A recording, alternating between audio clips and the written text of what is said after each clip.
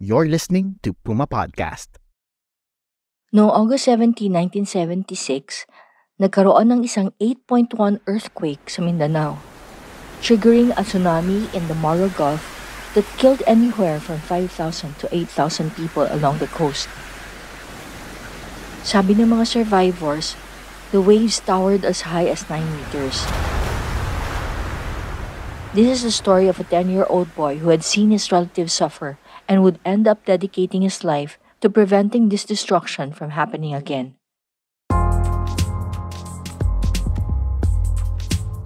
Ako po si Veronica Uy, Puma Podcast, and you're listening to Teka Teka News.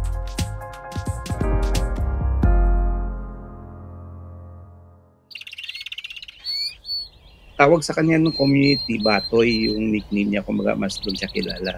Siya yung pinaka-leader ng Bantay Dagat na nangangalaga ng mangrove forest. Yung kwento sa kanya daw, halos lahat ng species ng mangroves na andon sa Eco Park, kilala niya yung scientific name. Napag-aralan niya over the years. Yan po si Bong Sarmiento. He's a veteran journalist from Mindanews. Kamakailan, binisita niya ang Libak, a municipality in Sultan Kudarat. From the capital of Isolan, nagbiyahe siya ng 5 oras by car over treacherous winding mountain roads to get to the coastal community.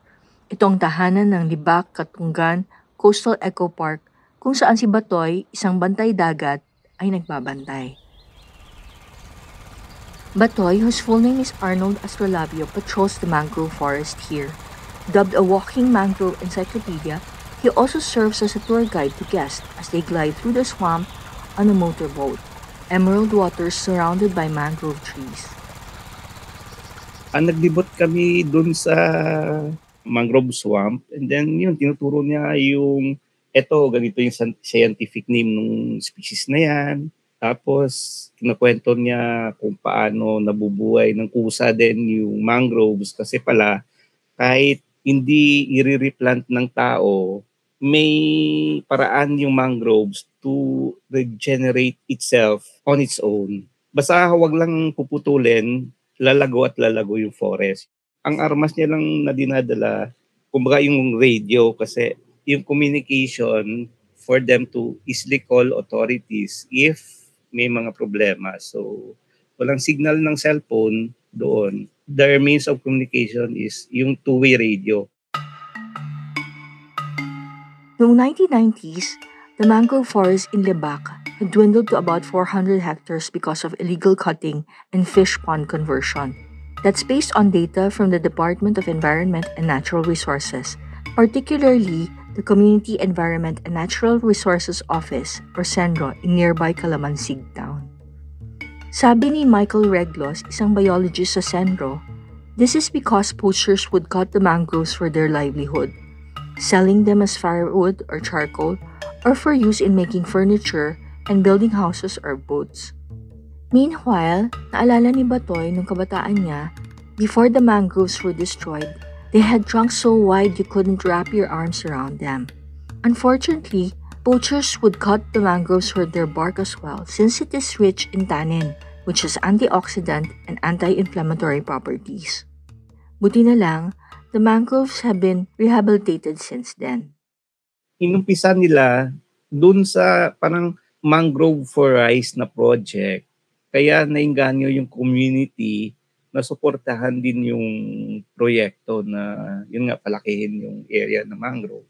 And then after that, syempre yung project naman ng gobyerno, hindi naman yun forever, kundi may time frame.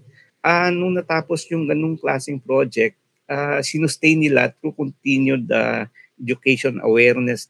Kaya tuloy-tuloy yung community na binabantayan at pinapalaki yung mangrove area dyan. Under the Rice for Mangrove project, community members would receive a kilo of rice for planting a number of mangrove propagules. The LGU continued the project that the DNR initiated, and other barangays in Libak followed suit. The mangrove forest, straddling 6 barangays, is now at almost 1,200 hectares from only 400 hectares some 20 years ago. Ang galing, no? In 2017, the LGU and the Department of Tourism established the Libak Katungan Coastal Eco Park, which has a mangrove nursery and learning center within. It is maintained by a women's association made up of mostly housewives living in the barangay, for whom the planting and propagation of mangroves is a labor of love. In 2020, the Centro also began using a drone so that it could monitor the parts of the mangrove that were inaccessible to the DNR's forest rangers and bantay dagat. Para kay Bong, ang tagumpay ng mangroves rehabilitation is deeply rooted. Yung sincerity ng LGU in partnership with the DNR na nakita nila na kailangan talagang alagaan yung forest. Tsaka yung sa community, bakit siguro na-sustain to, kwento ng officer ng Senro dun sa Calamansig, which covers Libak. Without the community, this project would not be successful. So central yung participation ng community doon sa success ng mangrove reforestation. Yun nga, si Batoy is central to that, yung pagpangalaga doon sa mangrove doon kasi siya talaga daw yung andyan palagi. Kahit rest day, doon siya sa mangrove, binabantayan. At salamat kay Batoy, the local community has a buffer from strong waves, abundant waters where they can catch crabs and shellfish, and a carbon sink that helps mitigate climate change. Visitors like Bong also have a place to pause and reflect. Gusto kong bumalik doon, matulog ng ilang araw at ma-feel talaga how it is to be inside that mangrove forest and then magtanim. Meron pang parang virgin forest na mangrove doon sa loob. Mahirap abutin. Yung gusto ko makita. Iba yung dating pag nasa loob ka, parang yung, kumbaga, inner peace, ganon, yung energy, peaceful, yung atmosphere. Wala, parang ano lang, connected ka sa sarili mo, connected ka dun sa kalikasan. Ito naman si Batoy. Yung mangrove, mahalaga talaga. Kasi ito ang natirahan ng mga wildlife natin, alimang mga seal, at saka protector siya ng hangin o kahit anong baha, lahat na dito na nakapangbangga ng kung anong mga tsunami. Ito, tirahan ng mga isda, lahat. Kasi ako, pagkakita ko, perfect talaga ang Panginoon. Bakit? Bibigyan na tayo ng magandang mga kalikasan. Iba talaga kung mahal mo ang kalikasan. Kaya sa akin, sana mayroon pa na magkagaya sa akin na magmahal ng mga mangrove dito.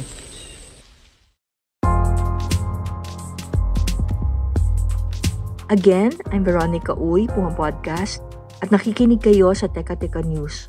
For more of this story, pabasa naman ng Inlibak Community Managed Mangrove Forest provides food and livelihood for residents on mindanews.com.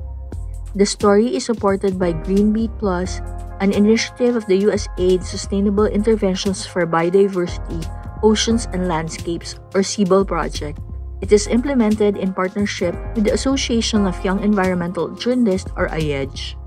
This episode was written by Trisha Aquino and Bong Sarmiento of Minda News. It was edited by Pidoy Blanco. Our executive producer is Jill Caro. Kung natuwa kayo sa kwentong ito, share nyo naman. At kung gusto niyo pang mapakinggan ng mga ganitong kwento ng kalikasan at Eco Warriors, mag-subscribe kayo sa Teka Teka News sa Spotify at sa YouTube. Salamat sa pakikinig!